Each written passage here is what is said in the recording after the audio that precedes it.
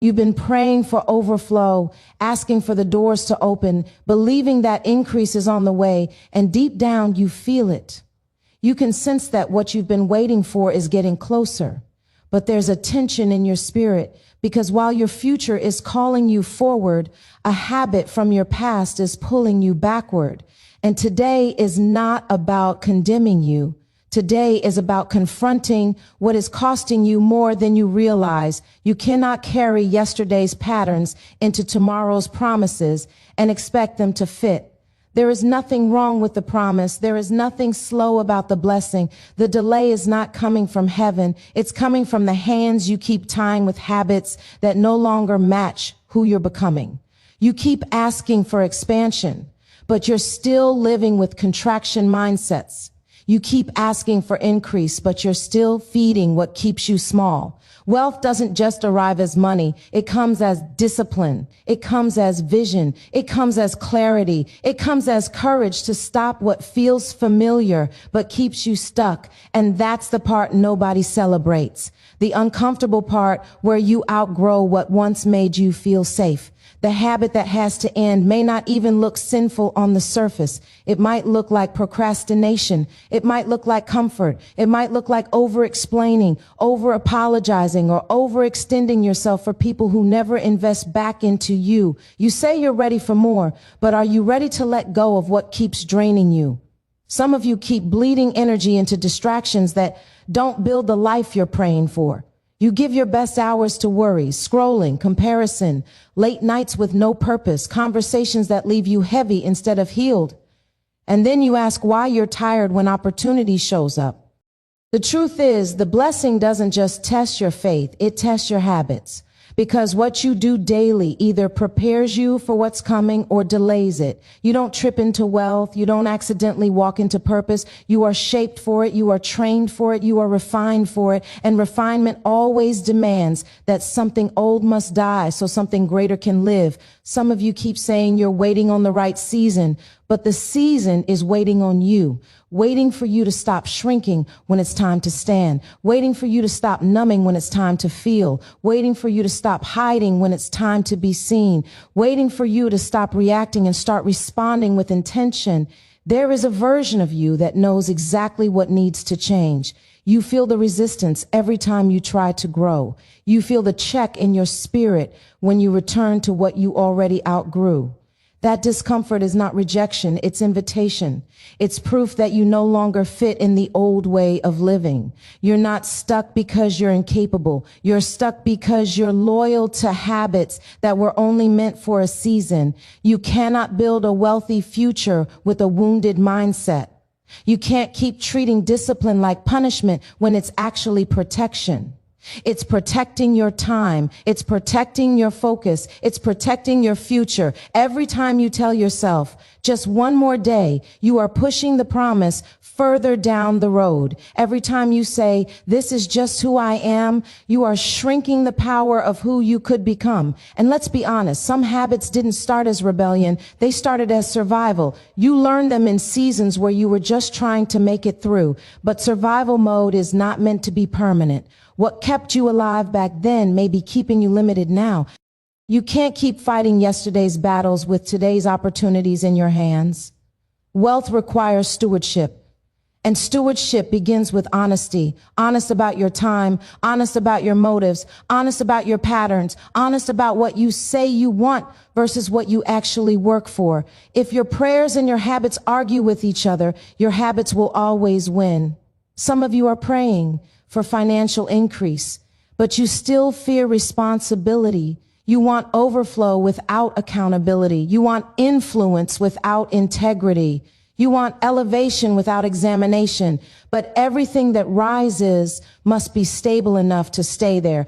Otherwise, you won't just lose the blessing. You'll traumatize yourself trying to hold something you weren't prepared to manage. The habit that must end may be disobedience disguised as delay. It may be self-sabotage masked as humility. It may be fear pretending to be wisdom. It may be comfort pretending to be peace. But real peace doesn't make you numb. Real peace makes you brave. You don't have to be perfect perfect. You just have to be willing to wake up and choose differently, willing to be uncomfortable while you rewire your life, willing to disappoint the version of you that wanted to stay small so you can honor the version of you that was created for more. And don't make the mistake of thinking that because you stumble, you failed. Growth is not about never slipping. It's about refusing to stay down. It's about standing back up with more information than you had before. It's about saying that version of me doesn't get to lead anymore.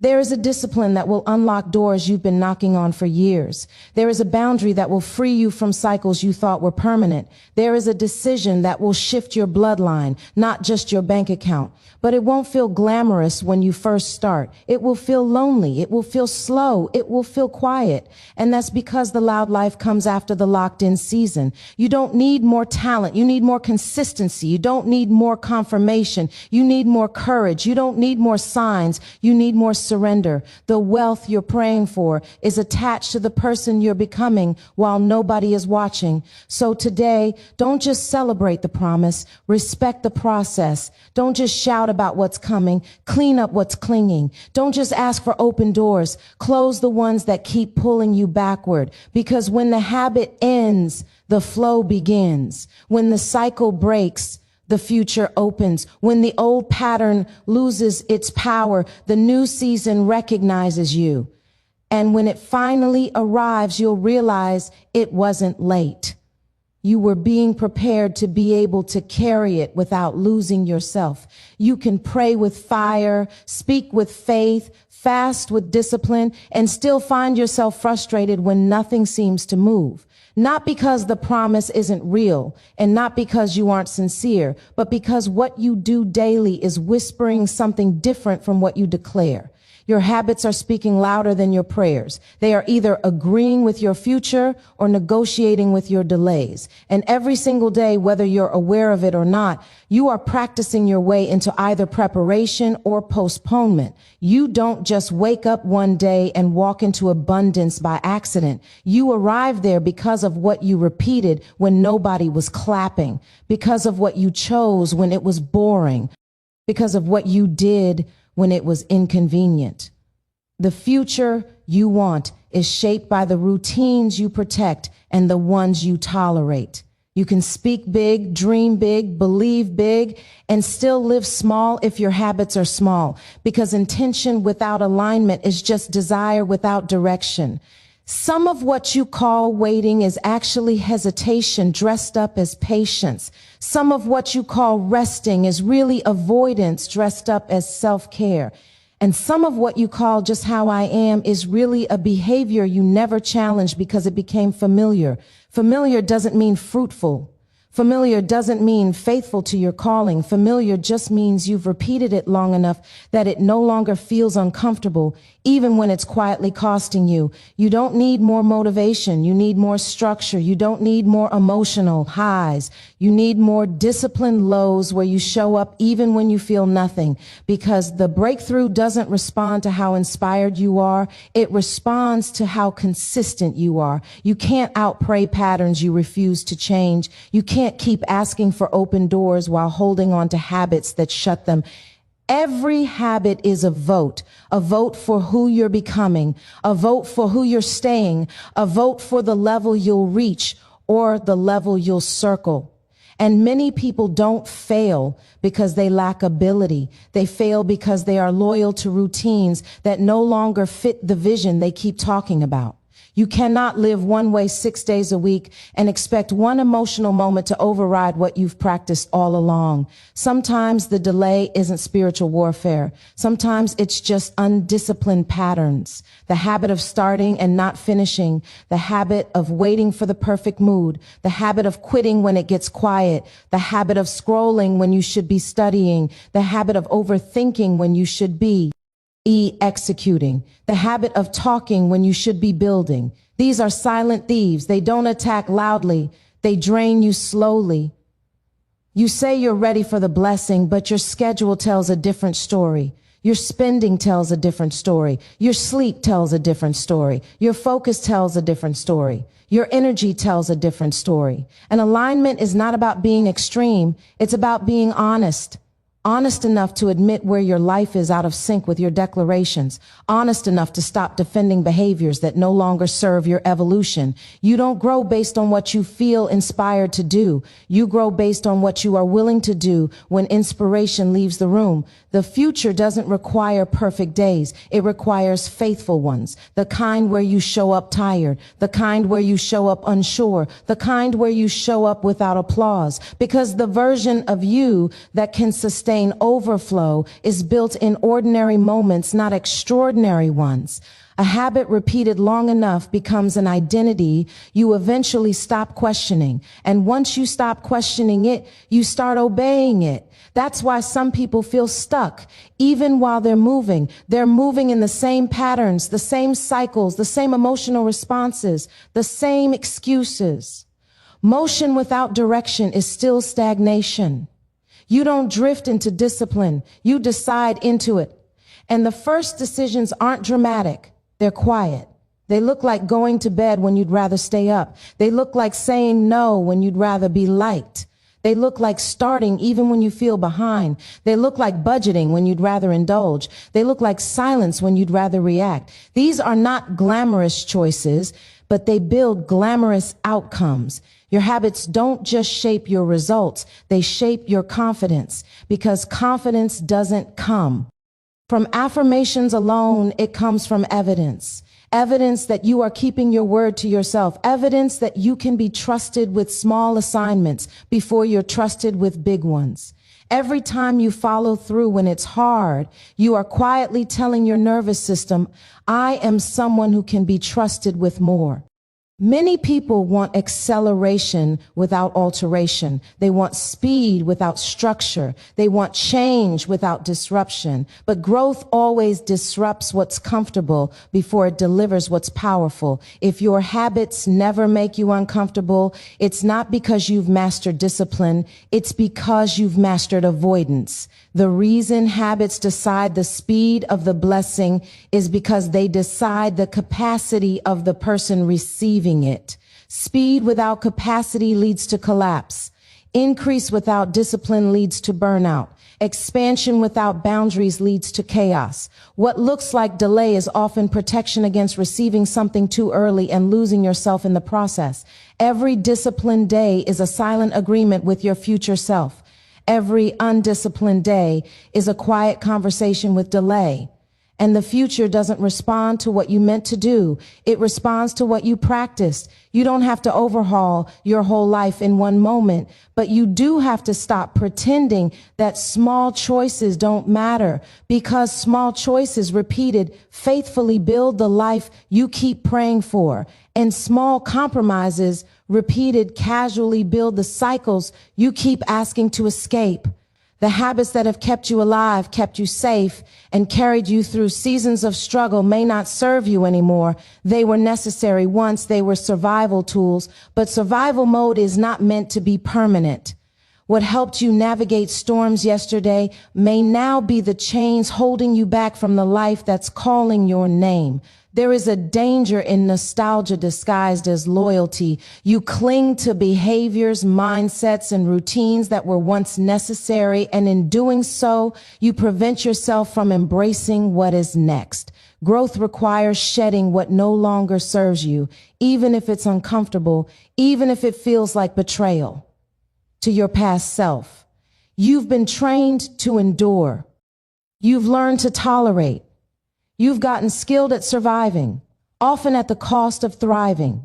Survival habits were created for scarcity, for fear, for seasons when you had to stretch, hide, or compromise to make it through.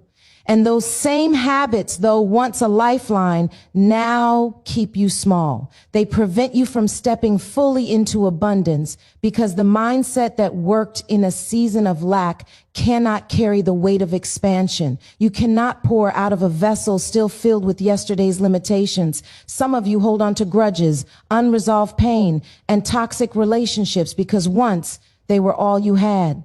Some of you refuse to delegate, to say no, or to protect your time because once you had nothing and needed to do everything yourself. Some of you over-apologize, over-explain, or over-compromise because once your voice didn't matter and you had to shrink to survive. All of these habits began as survival strategies. They kept you alive when life was hard. They kept you functioning when you felt powerless. But now, those same patterns are sabotaging the life that's waiting for you. You cannot live in survival mode and step into thriving. They are incompatible. Survival mode keeps you reactive, anxious, and defensive. Thriving requires intentionality, courage, and vision. Survival mode makes you small because it's built on fear of loss. Thriving requires you to risk, to step out of safety, to let go of what is comfortable in order to receive what is extraordinary. The habits that once protected you now restrict you. They are not evil. They are outdated. But outdated patterns have a way of masquerading as wisdom, convincing you that staying small is safer, that resisting change is better, that waiting is all you can do. Growth begins when you start to see these habits for what they are. It begins when you recognize that what you once called necessary is now optional, and what you once called protection is now limitation. The first step is honesty. Honest about what you're clinging to. Honest about what you keep excusing. Honest about the ways you've allowed your past survival strategies to dictate your present and delay your future. You cannot grow blind to your own patterns. Change requires awareness. You cannot release what you refuse to acknowledge. There's a difference between remembering your past and living in it. You can honor the seasons that shaped you without allowing them to define your next steps. You can carry the lessons without carrying the baggage. But to do this, you have to be willing to confront habits that feel familiar, even comforting, but no longer serve your trajectory. You have to be willing to say, that worked for who I was, but I am no longer that person. I am ready for more. And saying it isn't enough. You have to act on it. You have to dismantle the behaviors, attitudes, and compromises that keep you tethered to a version of yourself you've already outgrown. Many people fail to recognize that survival habits are sneaky. They look like diligence, like patience, like loyalty, or even humility, but they are masking fear, scarcity thinking, and limitation. They make you think you're being responsible, when in reality, you're being defensive. They make you think you're being disciplined, when in reality, you're resisting expansion. And until you call these habits out, you will continue to operate in a smaller version of the life you are meant to lead. There is also a natural discomfort in letting go of survival habits because they are familiar. You've rehearsed them so many times that they feel like home, and yet home in this context is a cage. You can feel secure while simultaneously feeling stuck. You can feel capable while simultaneously feeling delayed. And it's precisely because these habits gave you stability in the past that they are now costing you mobility in the present. The very tools that once saved you are now the weights holding you down. The process of growth demands that you become uncomfortable. It demands that you do things you've never done, think thoughts you've never thought, and refuse patterns you've always clung to. It demands that you replace survival habits with habits of thriving, courage instead of fear, vision instead of scarcity, boundaries instead of overextension, discernment instead of people-pleasing. Thriving habits require intentionality. They require structure. They require faith in your own capacity to step into more than you have known. You must also understand that abandoning survival habits is not a rejection of your past. It is an honor to it. The past served you well. It protected you when you needed protection, fed you when you were starving, strengthened you when you were weak. But honoring the past does not mean repeating it. Honoring it means learning from it, carrying forward its lessons, and leaving behind the patterns that no longer fit the season you are entering. You cannot grow while clinging to yesterday's crutches. You must shed what kept you alive in order to embrace what will make you flourish. There is freedom in recognizing that what no longer serves you is not a failure. It's an opportunity. Every habit that helped you survive but now hinders you is a signal that growth is required. Every limitation you've held onto is a message. The life waiting for you requires a different version of yourself. And every time you resist letting go, you delay not only the promise, but the fulfillment of your own potential. The life you are meant to live is calling, and it is asking you to release the tools that are no longer fit for purpose. Your future demands that you step out of survival thinking. It requires that you upgrade your habits, your mindset, your routines, and your commitments. It requires that you recognize that comfort is not the same as security, familiarity is not the same as growth, and repetition is not the same as progress. To thrive, you must release the old in order to receive the new, and you must understand that what once kept you alive may now be holding you back from the abundance you were created to experience. True wealth is never just about numbers in a bank account or the material things you can accumulate. It's about the person you become in the process of achieving it, the responsibility you carry, and the character you develop along the way. Many people pray for increased desire, abundance, and dream of overflow, but they fail to understand that wealth is attached to more than just opportunity. It is attached to the capacity to steward what is given. If you are not prepared internally, emotionally, and mentally, the external increase will overwhelm you.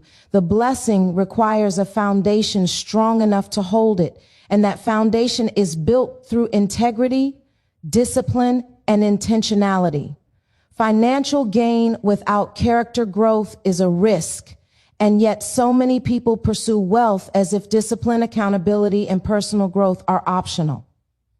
They want expansion without boundaries, increase without maturity, and recognition without responsibility. But the reality is that true abundance tests the very qualities that determine whether you can sustain it. You may be called to greater income, greater influence, or greater opportunity, but if your habits, mindset, and emotional resilience